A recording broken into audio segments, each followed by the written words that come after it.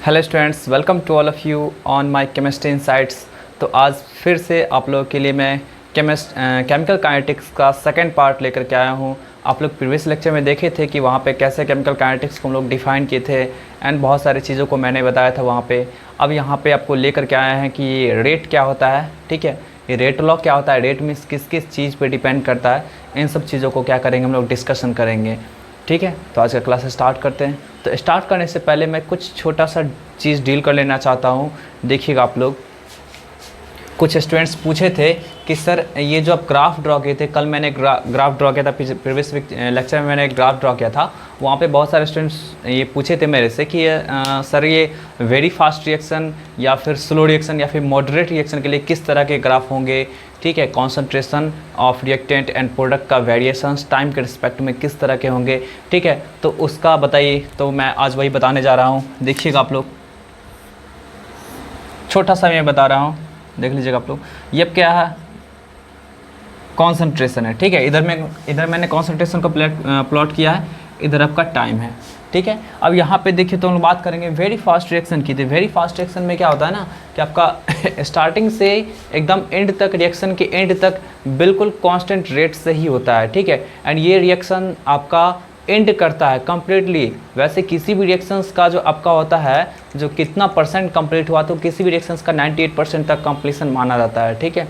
तो वही बात हुआ कि यहाँ पे जो हम कंप्लीशंस की बात करेंगे तो यहाँ पे क्या होगा, बिल्कुल 98% तक कंप्लीशंस की बात करेंगे। तो यहाँ पे जो भी आपका रेट होता है, जो भी इसका स्पीड होता है रिएक्शन का, वो पूरा का पूरा क्या होता है आपका होल रिएक्शन में क्या होता है आपका बिल्कुल इक्वल होता है, ठीक है। होल रिएक्शन में बिल्कुल आपका क्या होता है, इसमें इक्वल होता है, ठीक है। तो यहाँ पे देखिएगा आप लोग, इसका जो वेरिएशंस होगा, जैसे हम लोग प्रोडक्ट की बात करें, सॉरी रिएक्टेंट की बात करेंगे, तो रिएक्टेंट का इनिशियली क्या होता है, ये मैक्सिमम होता है, फिर जैसे जैसे टाइम बढ़ता है वैसे वैसे डिक्रीज करता है। इसका बिल्कुल शार्पली डिक्रीज करेगा, बिल्कुल एकदम स्ट्रेट लाइन में डिक्रीज करेगा, क्योंकि यहाँ पे आप किसी भी पॉइंट पे स्लोप जो ड्रॉ करेंगे, किसी भी पॉइंट पर स्लोप ड्रॉ करेंगे तो आपका बिल्कुल क्या होगा, कांस्टेंट होगा, ठीक है। तो ये कांस्टेंटली डिक्रीज करता है। उसी तरह प्रोडक्ट की बात करेंगे तो प्रोडक्ट आपका क्या होगा, बिल्कुल इस तरह करके होगा, ठीक है। यहाँ पे देखिए कोई आपका A to B रिएक्शन हो रहा है, तो ये कॉन्सेंट्रेशन ऑफ A का वेरिएशंस है एंड ये आपका कॉन्सेंट्रेशन ऑफ B का वेरिएशंस है। ये किसके लिए है, आपका वेरी फास्ट रिएक्शन के लिए, ठीक है, वेरी फास्ट रिएक्शन के लिए। कोई डाउट है, आप लोग इसको नोट कर लीजिएगा, ठीक है। आगे बढ़ते हैं, फिर देखिएगा आपका वेरी स्लो रिएक्शन की बात करेंगे हम लोग।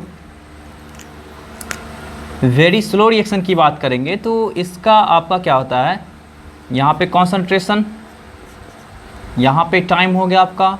तो वेरी स्लो रिएक्शन की बात करेंगे तो स्टार्टिंग में मैक्सिमम होगा, फिर आपका क्या होगा, थोड़ा सा डिक्रीज करेगा और फिर आपका क्या होगा, कांस्टेंट होगा। ये पैरेलली, ये जो पैरेलली बताया गया, मतलब यहाँ के बाद आपका कोई रिएक्शन नहीं हो रहा है, ठीक है। इसका भी देख लीजिए आपका बिल्कुल इस तरह का। ये किसके लिए आपका वेरी स्लो रिएक्शन के लिए आपका है।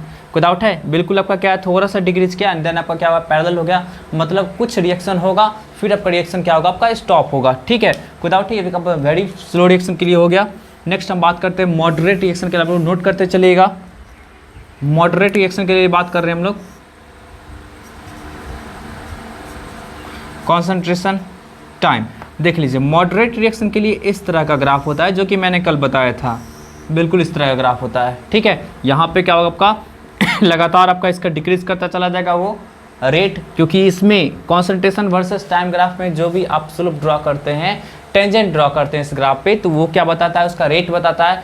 कल मैंने बताया था, ठीक है। तो आप देखिए यहाँ पे आप प्लॉट करके देखिए, आप यहाँ पे एक टेंजेंट ड्रॉ करके देखते इस तरह का टेंजेंट हुआ, आप यहाँ पे ड्रॉ करके देखिए तो इस तरह का होगा, यहाँ पे ड्रॉ करेंगे तो इस तरह का होगा, यहाँ पे ड्रॉ करेंगे तो इस तरह करके होगा, ठीक है। मतलब कंटिन्यूसली क्या हो रहा है आपका, यहाँ पे डिक्रीज होता जा रहा है। एंड देख लीजिए कॉन्सेंट्रेशन ऑफ ए जो हो गया, ये आपका क्या है, कॉन्सेंट्रेशन ऑफ ए है, ये कॉन्सेंट्रेशन ऑफ बी है। तो कॉन्सेंट्रेशन ऑफ ए जो हो गया वो आपका क्या हुआ, नीचे आ गया, मतलब प्रोडक्ट से क्या हुआ, कम हो गया। कोई डाउट है, तो ये आपका क्या हो गया, मॉडरेट रिएक्शन के लिए हो गया, मॉडरेट रिएक्शन के लिए हो गया। कोई डाउट है, तो यही आपका 3 ग्राफ था, आप लोग इसको नोट कर लीजिएगा, ठीक है। एंड आज का सेशन स्टार्ट करते हैं। रेट लॉ क्या है, रेट लॉ मिस हम लोग कल पढ़ चुके थे कि रेट होता क्या है, रेट का स्पीड, रेट का हम लोग डेफिनेशंस पढ़ चुके थे, ठीक है, उसके टाइप्स पढ़ चुके थे। अब बताते हैं कि रेट किस किस चीज़ पे डिपेंड करता है। रेट लॉ मीन्स क्या होता है आपका, क्या किस किस फैक्टर पे डिपेंड करता है, ठीक है। तो देखिए रेट लॉ, इसके अकॉर्डिंग क्या होता है, rate of a chemical reaction, किसी भी केमिकल रिएक्शन का rate means speed is directly proportional to the product of active masses of the reactants raise to the power corresponding M N dot dot dot. यहाँ पे M N ये सब क्या आपका order of reaction है, ठीक है। किसी भी केमिकल रिएक्शन का क्या होता है, रेट जो होता है वो उसके एक्टिव मासेस पे डिपेंड करता है। अब सोच रहे हैं एक्टिव मासेस क्या है, तो एक्टिव मासेस जस्ट लाइक बोल सकते हैं कॉन्सेंट्रेशन, ठीक है। बट यहाँ पे कॉन्सेंट्रेशन, प्योर कॉन्सेंट्रेशन बोलना आपका सही नहीं रहेगा, क्योंकि जितना भी कॉन्सेंट्रेशन आप ले रहे हैं ए एंड बी का, वो आपका क्या होगा, उसको हम लोग क्या करेंगे, इंक्लूड नहीं करेंगे। वहाँ पे एक्टिव मासेस कहने का सेंस होता है कि कितना कॉन्सेंट्रेशन पार्टिसिपेट कर रहा है, ठीक है, कितना आपका जितना भी लिए उसमें से कितना पार्टिसिपेट कर रहा है। ओवरऑल बोला जा सकता है, आप बोल भी सकते हैं कि एक्टिव मासेस को कॉन्सेंट्रेशन बोलेंगे, लेकिन यहाँ पे एक्टिव मासेस कहने का सेंस होगा कि आपका क्या होगा कि जो भी कॉन्सेंट्रेशन लिए उसमें से कितना पार्टिसिपेट कर रहा है, ठीक है। तो जितना भी पार्टिसिपेट किया, क्योंकि आपको बताया जा चुका है, पहले ही बताया जा चुका है कि जितना भी आप रिएक्टेंट ले रहे हैं जरूरी नहीं कि पूरा का पूरा आपका क्या होगा, पार्टिसिपेट ही कर जाए। जितना आप लिए उसमें से जितना पोर्शन आपका पार्टिसिपेट कर रहा है, जैसे मान लीजिए आपका 1 मोलरिटी ले लिए, ठीक है, 1 मोलरिटी आप रिएक्टेंट ले लिए, कोई ए एंड बी का ले लिए आप 2 मोलरिटी, ए का मान लीजिए आपका क्या हुआ 0.75 मोलरिटी आपका क्या हुआ, पार्टिसिपेट कर रहा है, बी का 1.5 मोलरिटी पार्टिसिपेट कर रहा है। तो जितना पार्टिसिपेट करेगा हम लोग उतना ही लेंगे, ठीक है, इसलिए इसको कहते हैं हम लोग एक्टिव मासेस, ठीक है। चलिए तो यहाँ पे क्या होगा, जैसे एक आपको हाइपोथेटिकल रिएक्शन दे रखा है, A plus B plus C plus D. यहाँ पे ए बी सी डी क्या है जी, तो ए बी सी डी आपका है stoichiometric coefficient, A B C D are the corresponding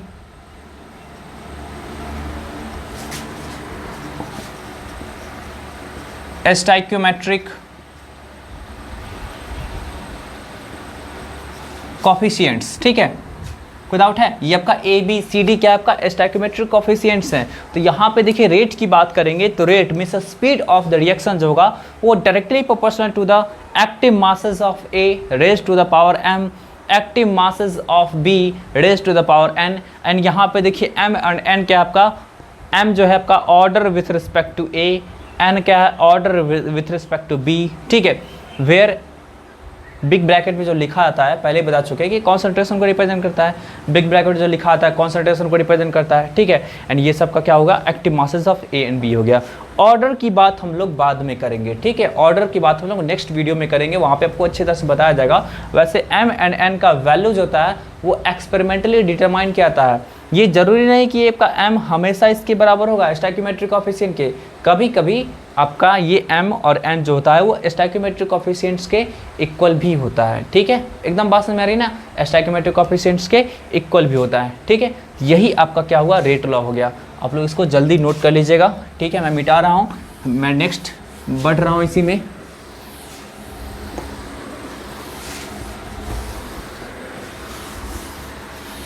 अब देखिए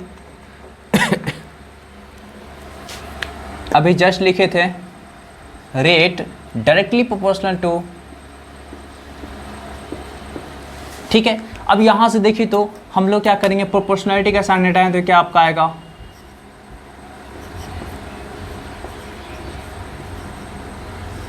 एक कांस्टेंट आएगा जिसको हम लोग के लिख रहे हैं, ठीक है। ये कांस्टेंट आया, ये के क्या है जी आपका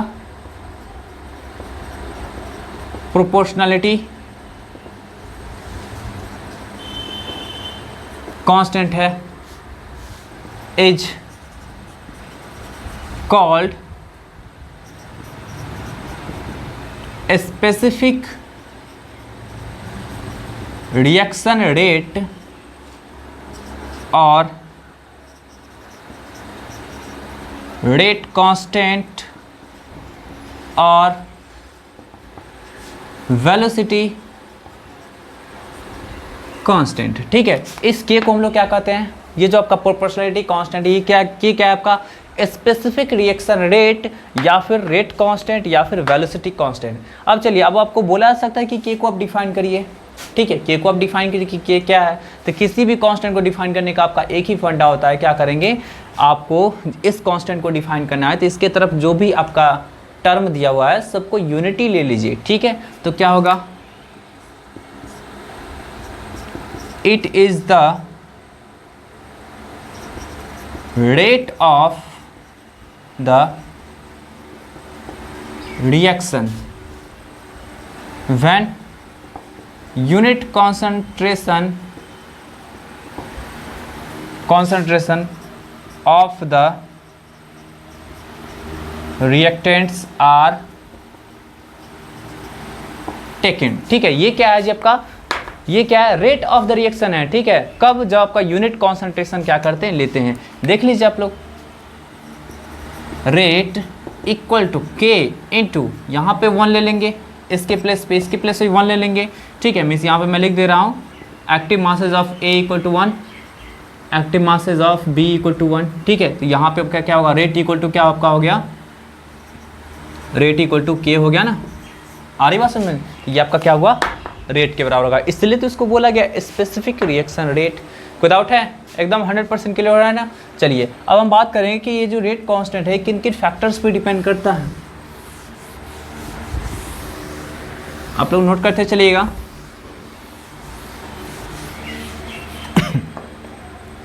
वैसे इससे पहले मैं कुछ रेट को रिलेट कर दे रहा हूँ, देखिएगा आप लोग, फिर हम लोग बात करेंगे कि किस किस फैक्टर पे डिपेंड करता है।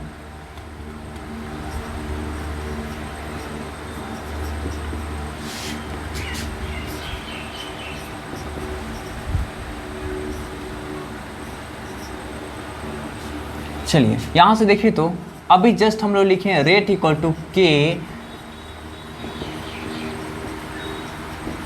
ऐसा हम लोग लिखे हैं। चलिए रेट को हम लोग लिख सकते हैं ना इस कॉन्सेंट्रेशन के, इसके टर्म हम लोग लिख सकते हैं, जैसा कि पहले हम लोग लिख चुके हैं। ठीक है, तो इसके टर्म में लिखेंगे तो क्या लिखेंगे जी, minus D A by D T, और यहाँ पे किस चीज़ से डिवाइड करेंगे जी, तो ए से, रिएक्टेंट है तो माइनस साइन तो लगाना ही है।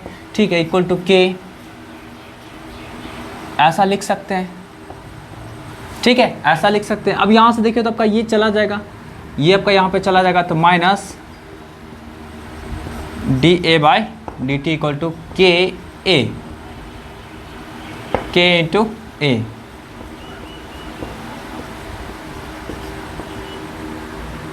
इस के इंटू ए को हम लोग ऐसा कुछ लिख देते हैं,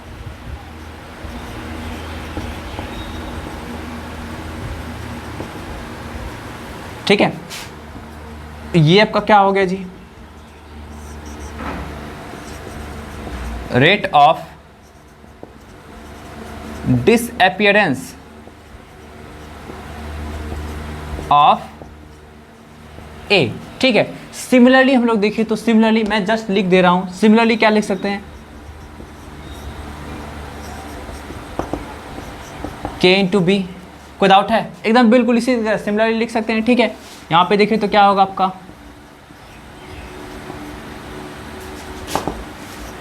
के बी,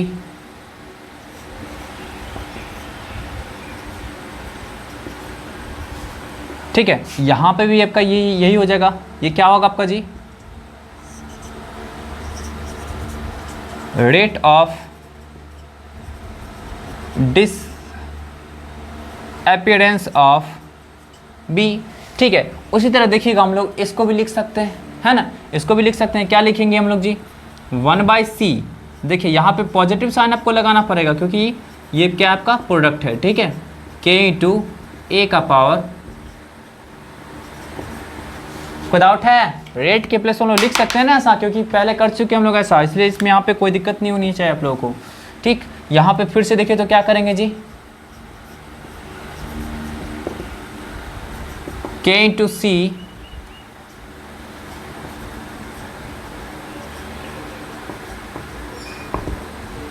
k इंटू सी को हम लोग क्या ऐसा लिख सकते हैं,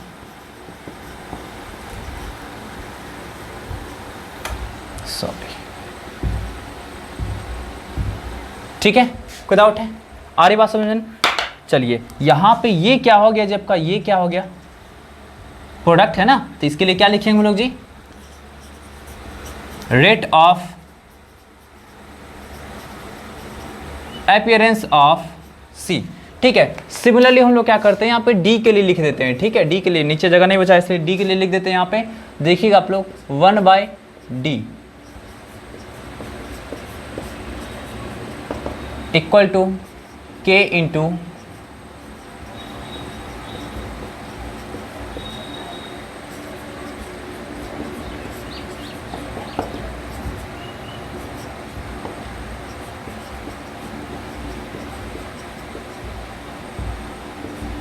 ऐसा लिख सकते हैं। ठीक है, ये आपका क्या हो गया जी, rate of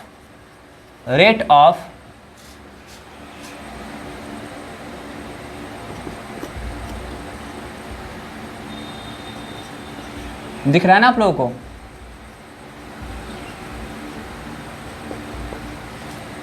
rate of appearance of D. ठीक है, कोई डाउट है? यहाँ पे देखिए आप लोग क्या लिखा हुआ है, 1/d d concentration of d by D t equal to k. Same बात आपका a का पावर m b का पावर n। ठीक है, यहाँ पे फिर से क्या कर सकते हैं, d को इधर भेज सकते हैं एंड जैसे हम लोग इसको कैलकुलेट करें वैसे आपका निकल करके आ गया। कोई डाउट है यहाँ तक? तो चलिए ऐसे करके आपका आ गया है। यहाँ से देखिए आप रिलेट कर सकते हैं, कुछ रिलेट कर सकते हैं। देखिए कैसे करेंगे हम लोग, इन सब का यूज होता है आपको क्वेश्चंस में। मैं बताऊंगा जो क्वेश्चन तो यहाँ पे बताऊंगा कि कैसे इसका यूज़ करेंगे हम लोग। चलिए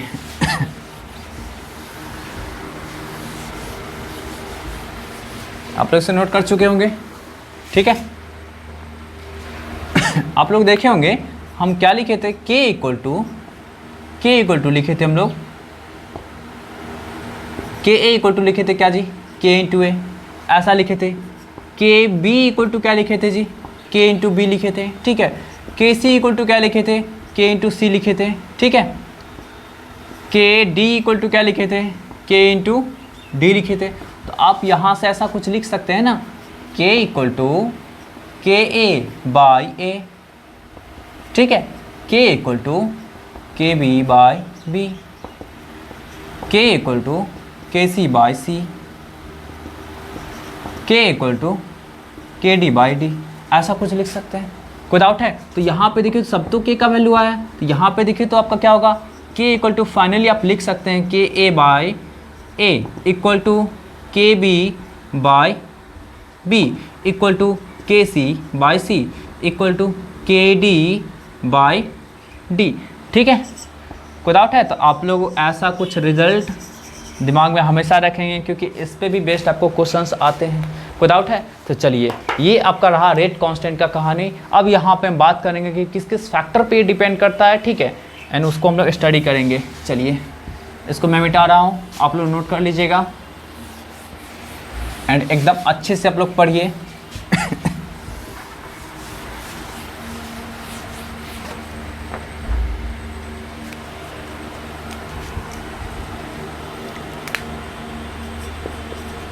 factors on which rate of the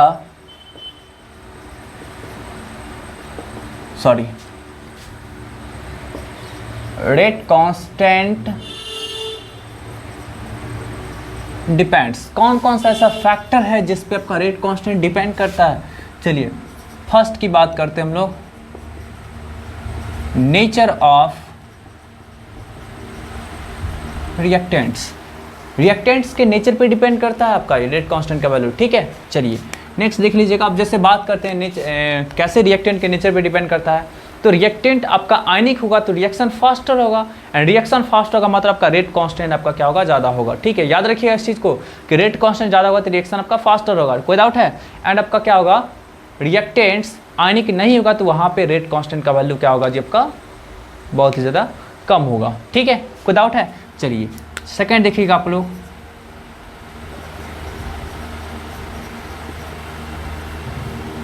catalyst. Catalyst पे कैसे डिपेंड करता है आपका ये, तो क्या होगा आपका, catalyst increases the rate constant, ठीक है। कैटलिस्ट क्या करता है, आपका रेट कांस्टेंट के वैल्यू को इंक्रीज करा देता है, ठीक है, कोई डाउट है। चलिए फिर देखिएगा, आपको आप लोग देखिएगा नेक्स्ट टेम्परेचर की बात करते हैं, ठीक है। टेम्परेचर की बात करते हैं, टेम्परेचर पे कैसे डिपेंड करता है, तो आपका एक फॉर्मूला होता है जो आप लोग को बताएंगे,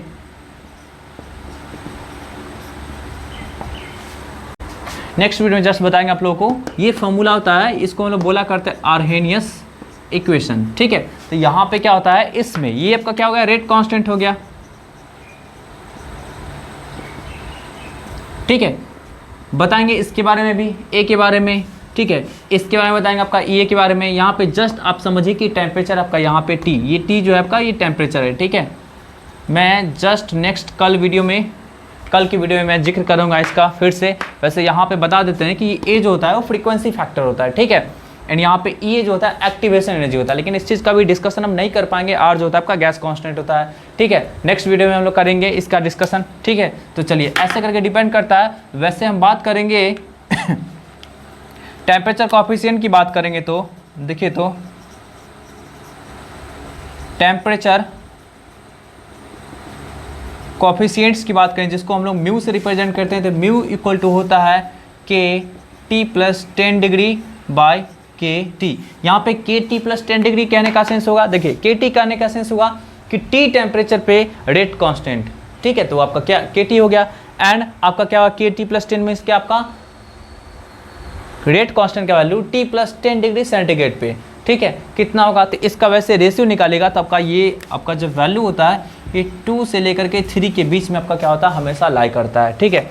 तो क्या होगा कि जैसे आप क्या करते हैं, टेम्परेचर को किसी भी टेम्परेचर से क्या करेंगे आप 10 डिग्री सेंटीग्रेड राइज करा देंगे, तो वहाँ पे जो रेट कांस्टेंट में जो इंक्रीजमेंट होता है 2 से लेकर के 3 के बीच में होता है। 2 भी हो सकता है, 3 भी हो सकता है, 2.5 का भी इंक्रीजमेंट हो सकता है, ठीक है, कोई डाउट है, 2.5 टाइम्स का, ठीक है, 2.5 टाइम्स का भी इंक्रीजमेंट हो सकता है। यहाँ पे मैं लिख दे रहा हूँ के टी क्या है जी, आपका rate constant at T temperature. के टी क्या है, rate constant at T plus 10 degree centigrade temperature. कोई डाउट है, एकदम बात समझ में आ रही है ना। तो ये आपका क्या होता है, इस तरह का रिलेशंस होता है टेम्परेचर के साथ, ठीक है, एकदम बात समझ में आ रही है ना। चलिए अब मैं यहाँ पे कुछ बता दे रहा हूँ, आप लोग देख लिए इसका डिपेंडेंसी, ठीक। यहाँ पे हम बात करते हैं इंडिपेंडेंट किन किन फैक्टर से होता है, ठीक है। K इज इंडिपेंडेंट फ्रॉम, किस किस चीज से इंडिपेंडेंट होता है, तो देख लीजिए आपका वॉल्यूम, प्रेशर, टेम्परेचर, कॉन्सेंट्रेशन, इन सब फैक्टर से क्या होता है, आपका के का वैल्यू जो होता है इंडिपेंडेंट होता है। आप वॉल्यूम कुछ भी लीजिए आप रिएक्टेंट का, ठीक है, आपका बिल्कुल ही इंडिपेंडेंट रहेगा उससे। प्रेशर कुछ भी ले लीजिएगा, सॉरी टेम्परेचर मैं लिख दिया हूं, वॉल्यूम, प्रेशर, कॉन्सेंट्रेशन, ठीक है, वॉल्यूम, प्रेशर, कॉन्सेंट्रेशन कुछ भी ले लीजिए, आपका क्या होता है यहाँ पे के का वैल्यू इंडिपेंडेंट रहेगा इन सब फैक्टर से। कोई डाउट है, एकदम बात क्लियर है ना, ठीक है। चलिए अब हम बात करते हैं कि के का वैल्यू इंक्रीज करेगा तो आपका रिएक्शन पे क्या असर पड़ेगा, तो देख लीजिए आपका के का वैल्यू इंक्रीज करेगा तो क्या होगा, आपका रेट इंक्रीज करेगा। बात समझ आ रही है ना, के का वैल्यू जितना ज़्यादा होगा रिएक्शन क्या होगा आपका उतना फास्टर होगा, ठीक है। फिर देख लीजिए आपका for any reaction if K is higher than reactants is kinetically unstable. कहने का सेंस आपका क्या होगा, किसी भी रिएक्शंस के लिए क्या होगा आपका के का वैल्यू ज़्यादा होगा तो समझ जाना है वहाँ पे आपका क्या होगा कि रिएक्टेंट जो होगा काइनेटिकली अनस्टेबल होगा, मतलब का रिएक्टेंट बिल्कुल अनस्टेबल होगा, ठीक है, मतलब तुरंत रिएक्शन चाहेगा, तुरंत रिएक्शन करके हम लोग क्या करेंगे, प्रोडक्ट का फॉर्मेशन कर ले, ठीक है, ऐसा कुछ चाहेगा, ठीक है। तो उसी तरह देख लीजिए आपका क्या होगा कि for ionic reaction, for ionic reaction, ionic reaction में क्या आपका के का वैल्यू जो होगा आपका जी वो ग्रेटर होगा, ठीक है, बिगर होगा, आरी बात समझना, के का वैल्यू आपका क्या होगा जी ज़्यादा होगा आयनिक रिएक्शन के लिए, ठीक है। चलिए हम लोग नेक्स्ट पॉइंट की नेक्स्ट मतलब क्वेश्चन की ओर अब बढ़ते हैं हम लोग, ऐसे इसके यूनिट की बात कर लेते हैं, फिर हम लोग क्वेश्चन की ओर बढ़ेंगे। देखिए जैसे देख लीजिए आपका क्या है, कोई एक आपका हाइपोथेटिकल रिएक्शन इस तरह का है, ए से बी में कन्वर्ट हो रहा है, ठीक है, हम लोग बात करेंगे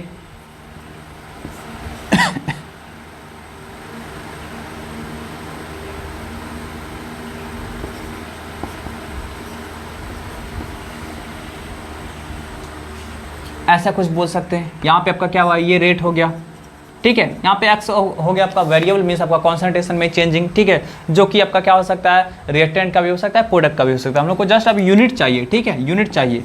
चलिए यहाँ पे आपका क्या हो गया, ऐसा कोई डाउट है यहाँ तक, ठीक। आप k इक्वल टू क्या लिख सकते हैं, dx by D T A का पावर m, ऐसा कुछ लिख सकते हैं, ठीक है। अब देखिए तो dx यहाँ पे क्या, ये चेंज इन कॉन्सेंट्रेशन हुआ ना, dx मीन्स क्या, चेंज इन कॉन्सेंट्रेशन, तो कॉन्सेंट्रेशन मोल पर लीटर, ठीक है, मोल पर लीटर। टाइम की बात करते हैं तो सेकेंड हम लोग ले लेते हैं। चलिए यहाँ पे भी आपका क्या हुआ, मोल पर लीटर हो गया और पावर m। अब देखिए तो आपका क्या होगा, यहाँ से देखिएगा आप लोग, k इक्वल टू क्या लिख सकते हैं, मोल पर लीटर का whole power 1 minus m by second, ठीक है। तो क्या आपका हो गया, मोल, बस यही आपका आंसर हो गया, मतलब इसका यूनिट जो हो गया मोल पर लीटर का होल पावर 1 माइनस, शायद नहीं दिख रहा होगा आप लोगों को,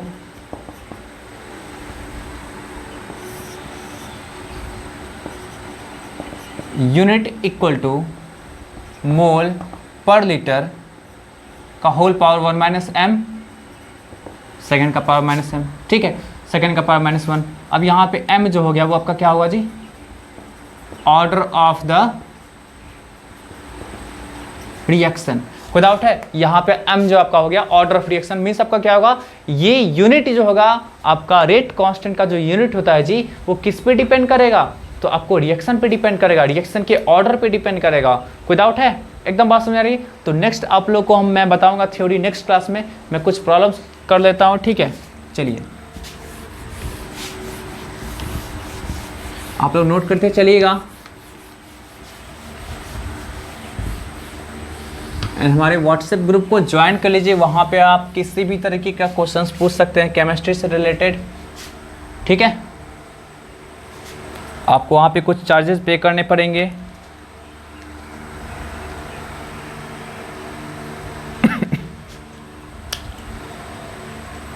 देखिए question, for the reaction 2A convert हो रहा है आपका 3B plus 4C, the number of moles of B increases by 6 into minus 3 10 to the power minus 3 mole in 10 seconds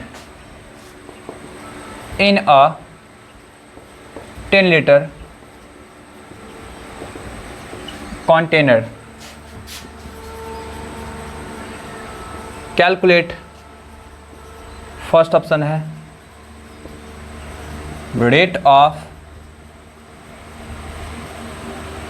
appearance of B and C. Second question है rate of disappearance of A. ठीक है, चलिए हम लोग अब answer की तरफ आगे बढ़ते हैं। देखिए क्वेश्चन कैसे सॉल्व होगा। क्वेश्चन को आप लोग एक बार ध्यान से पढ़ लीजिए। यहाँ पे क्या बोला जा रहा है, फॉर द रिएक्शन 2A, ये कन्वर्ट हो रहा है किस में आपका 3B + 4C में, the number of moles of B increases by इतना। ठीक है, आपका नंबर ऑफ मोल्स जो है वो इंक्रीज कर रहा है इतना इन 10 सेकेंड, 10 सेकेंड में आपका इंक्रीज कर रहा है इन अ 10 लीटर कंटेनर। ठीक है, 10 लीटर के कंटेनर में आपका क्या हो रहा है, इस तरह का आपका चेंजिंग हो रहा है। चलिए अब क्या बोला जा रहा है, आपका rate of appearance of B and C निकालने के लिए सबसे पहले हम लोग क्या करते हैं, इसका रेट लॉ लिख लेते हैं। ठीक है, 2A कन्वर्ट हो रहा है 3B + 4C में।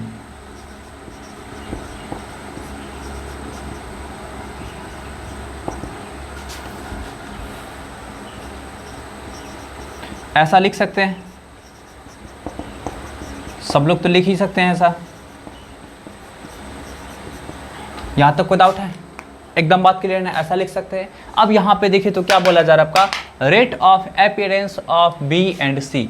ठीक है, किसका इंक्रीजमेंट दिया हुआ है, बी इंक्रीजेज हुआ इतना इन 10 सेकेंड, बी का आपका दिया हुआ है, बी के कॉन्सेंट्रेशन में चेंजिंग दिया हुआ है। ठीक है, तो चलिए हम लोग क्या करते हैं,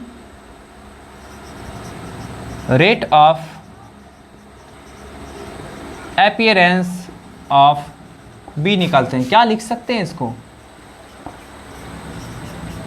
ऐसा लिख सकते हैं। अब यहाँ पे सोच रहे हैं कि 1/3 लगाएंगे, तो 1/3 नहीं लगाएंगे। ठीक है, आपका ये rate of appearance of B हुआ, 1/3 लगाने पे आपका क्या हो, रेट ऑफ रिएक्शन हो गया। ठीक है, रेट ऑफ रिएक्शन है, आपको लिखना है rate of appearance of B. ठीक है, तो जस्ट आपका क्या होगा, जो लिखा आपका यहाँ पे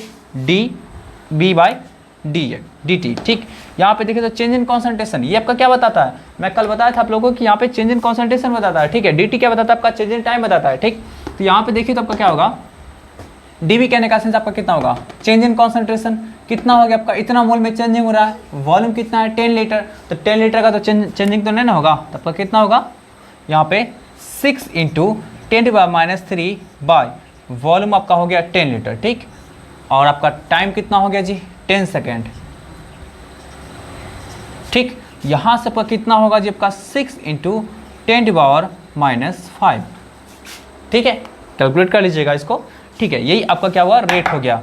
ठीक, यूनिट मैंने लिख रहा हूँ, उसका देखिएगा फिर बोला जा रहा है आपका सी का अपीयरेंस लिखने के लिए, तो हम लोग अब कैसे रिलेट करेंगे इसको, ये तो यहाँ तक तो आप समझ गए ना। अब देखिए तो आपका क्या होगा, हम लोग अब यहाँ से आएंगे। देखिए आपको सी के बारे में कोई भी इंफॉर्मेशन नहीं दिया है कि कितना मोल्स लिया गया है नहीं लिया गया है। ठीक है, यहाँ पे देखिए तो इस रिलेशन को देखिए आप लोग, आपको सी का अपीयरेंस लिखना है। ठीक है, तो क्या करेंगे, इसकी इक्वेट करेंगे, यहाँ से निकाल सकते हैं। तो देखिए तो rate of appearance of C equal to क्या लिखेंगे हम लोग, यहाँ से देख लीजिए, रिलेट कर देते हैं, डी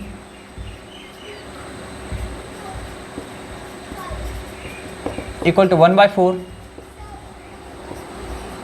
ऐसा लिख सकते हैं, ऐसा था ना यहाँ पे। ठीक है, अब यहाँ से देखिए तो dC/dt इक्वल टू क्या होगा आपका 4/3 dB/dt, ऐसा लिख सकते हैं। ठीक है, आपको तो चाहिए ये चाहिए ना। ठीक है, तो क्या करेंगे हम लोग जी, rate of appearance of DC equal to कितना होगा आपका 4/3 टाइम्स ऑफ dB/dt, मतलब 4/3 टाइम्स ऑफ 6 × 10⁻⁵। ठीक है, यही आपका क्या हुआ, सी का निकल गया। ठीक है, अब यहाँ पे देखिए आपका क्या बोला जा रहा है, rate of disappearance of B. ठीक है, यहाँ से फिर देख लीजिए हम लोग क्या करते हैं, रिलेट करते हैं आप 1/2 dA/dt इक्वल टू 1/3 dB/dt। ठीक है, फिर देख लीजिए आपका यहाँ पे क्या होगा, आपका dA/dt इक्वल टू मल्टीप्लाई कर देंगे हम लोग,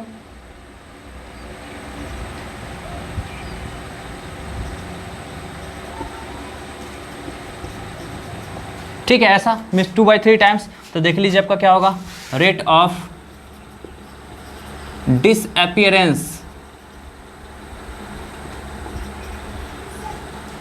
of A equal to d A by D t equal to कितना होगा आपका 2/3 times of d by D t. तो कितना 2/3 टाइम्स ऑफ 6 इंटू 10⁻⁵। यही आपका क्या हुआ आंसर आ गया। कोई डाउट है? एकदम 100% क्लियर है ना? ठीक है, तो बस इतना आज के सेशन में रहने दीजिए, फिर मिलते हैं नेक्स्ट वीडियो में। तब तक के लिए बाय बाय, टेक केयर।